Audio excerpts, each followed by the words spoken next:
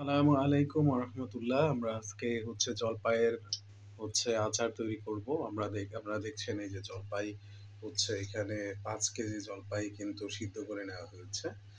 এখন এই যে এখানে হাঁড়িতে কিন্তু অলরেডি আচারের কড়াই বসিয়ে দেওয়া হয়েছে এবং সেখানে কিন্তু আমরা প্রথমেই দেখতে পাচ্ছেন যে এখানে 500 মিলি হাফ কেজি সরিষার তেল দেওয়া হয়েছে। পর্যায়ক্রমে আচারের যে উপকরণগুলো সেগুলো দেওয়া হচ্ছে। এখানে দেওয়া হয়েছে এলাচ, দারুচিনি দেওয়া হয়েছে এবং আচারের জন্য কিন্তু এই যে মশলা তৈরি করা হয়েছে, যে দেখতেই পাচ্ছেন। আমরা আচার তৈরি করছি। এখন এই যে শুকনো মরিচ ভেজে রাখা হয়েছে, এগুলো সেই মরিচগুলো কিন্তু দেওয়া হলো। এখন এই যে 5 ফোড়ন দেওয়া হচ্ছে। 5 ফোড়ন আমরা বাজার থেকে কিনে নিয়ে এসেছি 5 ফোড়ন। এখন আমরা দেব রসুন বাটা। এই রসুন বাটা দেওয়া হলো। রসুন বাটা, এই যে রসুন বাটা সরিষার তেলে দেওয়া হয়েছে। দেখছেন কিভাবে একদম চুলার আঁচ কমিয়ে দেওয়া হবে। সরিষার তেল দেখছেন তো কিভাবে একদম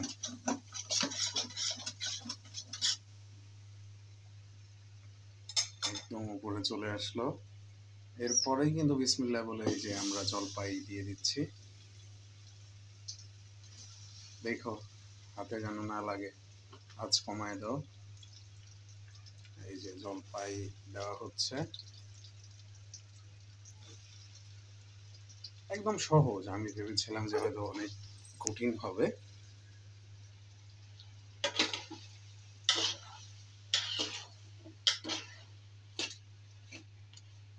সরিষার তেলের ভিতরে কিন্তু জলপাই দেওয়া হচ্ছে, দেখতেই পাচ্ছেন।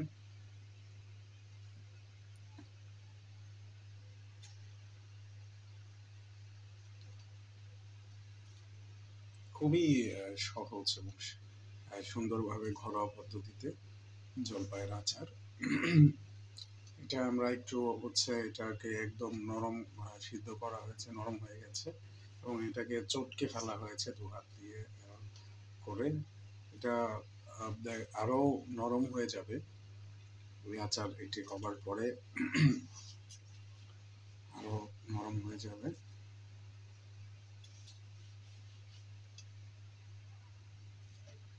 আমাদের মেয়ে জুন্নুরাইন,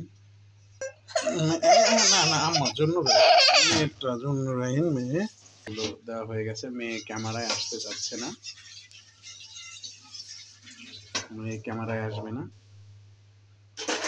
আমরা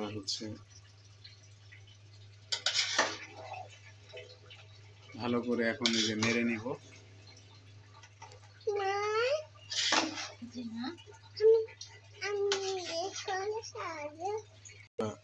চুলার আঁচ বাড়িয়ে দেওয়ার পর ভালো করে কিন্তু জলপাইগুলোকে নেড়ে নিতে হবে। তোমার মুখ এখন কোলে নিতে পারবে না মা, এখন তো কোলে নিতে পারবে না। এই যে আচার ভালোভাবে নেড়ে নেওয়া হচ্ছে, দেখতেই পাচ্ছি ভালোভাবে নাড়া হয়ে গেছে। এখন পরিমাণ মতো লবণ দিয়ে দিচ্ছি। লবণ দেখতেই পাচ্ছেন, পরিমাণ মতো লবণ দেওয়া হচ্ছে।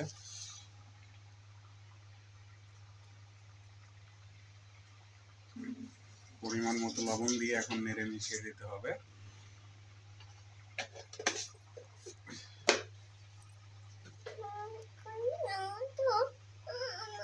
লবণ দিয়ে কিন্তু ঢেকে দেওয়া হয়েছে কড়াই, দেখতে পাচ্ছেন।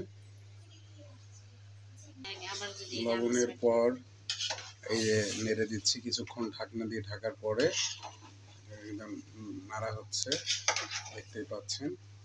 হ্যাঁ, তুমি দেখতেছো না?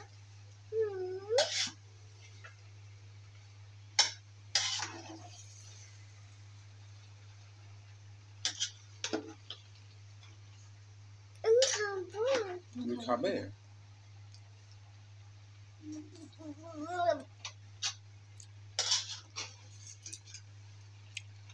এইভাবে নাড়তে হবে বেশ কিছুক্ষণ, নেড়ে হচ্ছে ভালো করে নাড়তে হবে।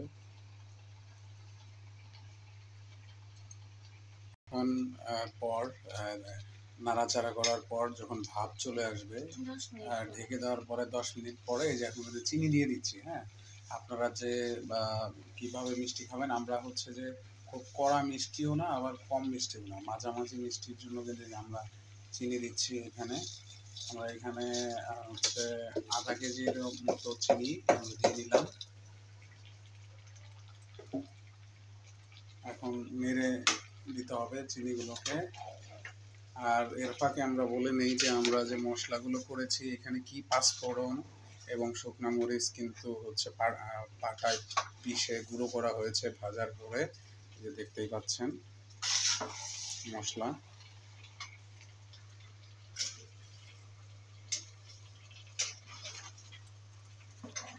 মশলা দেখতে পাচ্ছেন কিন্তু শুকনো মরিচ ভাজার পরে গুঁড়ো করা হয়েছে।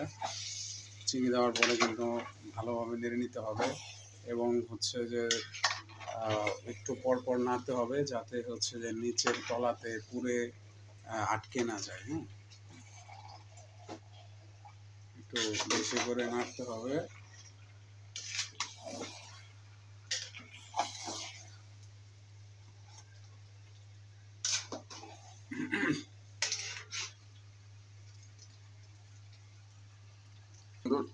বন্ধুরা, দুঃখিত যে আমি বলছিলাম যে 500 গ্রাম চিনি না, আমার বউ হচ্ছে যে বললো যে আরো চিনি লাগবে, এখানে আরো 500 গ্রাম, মোট 1000 গ্রাম 1 কেজি চিনি লাগবে। সে বলতেছে সে যে আরো চিনি নিয়ে আসতেছে চিনি দেওয়ার জন্য, এই যে সেই চিনিগুলো কিন্তু হচ্ছে দিচ্ছে।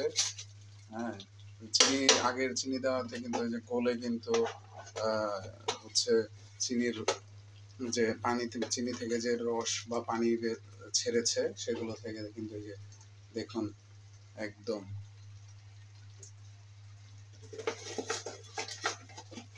চিনি হচ্ছে। আবার নেড়ে দেওয়া হবে, আরো চিনি দেওয়া হচ্ছে। এবার ভালো করে নেড়ে এগুলো হচ্ছে মিশিয়ে নিতে হবে।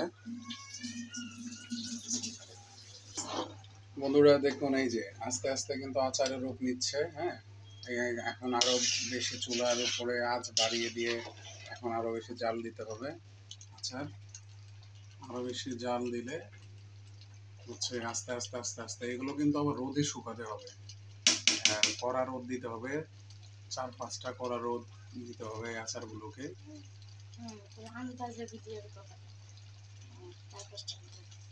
যাই হোক, আপনি সুবিধা মতো যদি ভালো রোদ হয় সেটা 1টা থেকে 2টা রোদেও হয়ে যায় অনেকাংশে।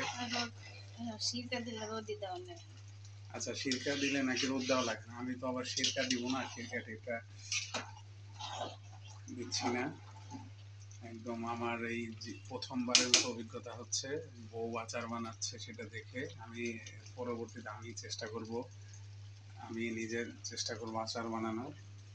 দেখতেই পাচ্ছেন এখানে কিন্তু 5 কেজি জলপাইয়ের আচার। আমরা এটা এই ঝোলটা একটু শুকিয়ে আসলে কিন্তু আমরা মশলাগুলো হচ্ছে দিয়ে দিব আচারে। আচারের একটা ভাব কিন্তু চলে এসেছে অলরেডি, দেখতেই পাচ্ছেন।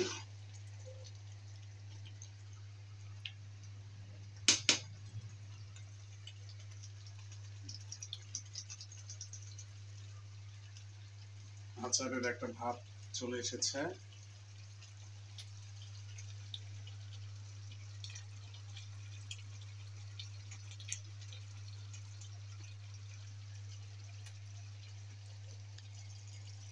এখন কিন্তু হচ্ছে আচারে কিন্তু মশলা মরিচ গুঁড়া বা যে ফাঁকিগুলো করা হয়েছিল সেগুলো কিন্তু দিলাম, দেওয়া মানে দিয়ে দিলাম। এগুলোকে রেখে দিলে আবার দিবা? আচ্ছা, কতক্ষণ নেড়ে মিশিয়ে নিতে হবে। মিশিয়ে নেবার পরে আবার কিন্তু দিতে হবে। আপনারা হচ্ছে আমরা অনেকেই আছেন হয়তো বা আমরা জানি না, আমরা আসলে হচ্ছে আমাদের মতো করে তৈরি করছি, আপনারা আপনাদের মতো করে তৈরি করতে পারেন। হয়তো আছেন অনেকে অনেক সুস্বাদু ও অনেক ভালো আচার বানাতে পারেন, কিন্তু আমরা আসলে আমরা আমাদের মতো করে যতটুকু পেরেছি নিজেদের খাবার জন্য, তো ততটুকু আমরা আয়োজন করেছি। হ্যাঁ, আপনারা হচ্ছে কমেন্টে জানাতে পারেন যে আরও হচ্ছে কি দিলে বা কি সংযোজন করলে আচারটা ভালো হতো, অবশ্যই কমেন্ট করে জানাতে পারেন। এবং আমরা পরবর্তীতে আবার যখন ইনশাল্লাহ বানাবো তখন কিন্তু আপনাদের সেই টিপস বা আপনাদের মতামতকে গুরুত্ব দিব যে আরও ভালো করে কিভাবে আচার তৈরি করা যায়। দেখি এটা সরাও, যাই হোক দেখছেন।